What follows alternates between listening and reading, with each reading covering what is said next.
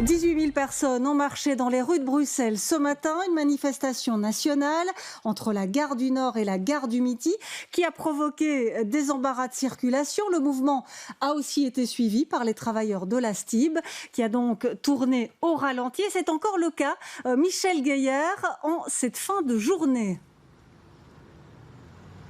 Oui, la STIB qui a fait ses comptes, il y a une ligne de métro qui a roulé aujourd'hui, la ligne 1 prolongée jusqu'à Erasme, 7 lignes de tram, 14 lignes de bus, c'est très peu par rapport à l'ensemble de l'offre de services publics. La STIB qui recommande, si vous devez prendre ces transports, eh bien, de se référer à son site internet ou plutôt à son compte Twitter où le détail est fait toutes les 3 ou 4 heures. Il a été fait à 15 heures, il sera encore fait d'ici quelques minutes, nous dit-on. En gros, si votre bus, votre tram ou votre métro n'a pas roulé ce matin, eh bien ne comptez pas dessus aujourd'hui. S'il a roulé, oui, il roulera encore jusqu'à ce soir, mais sans doute qu'en soirée, le trafic va encore se ralentir.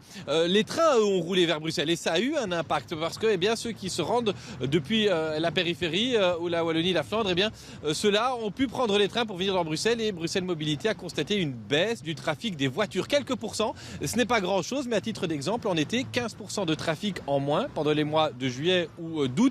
Eh bien, ça suffit à donner l'impression que les rues sont à moitié vides, on va dire.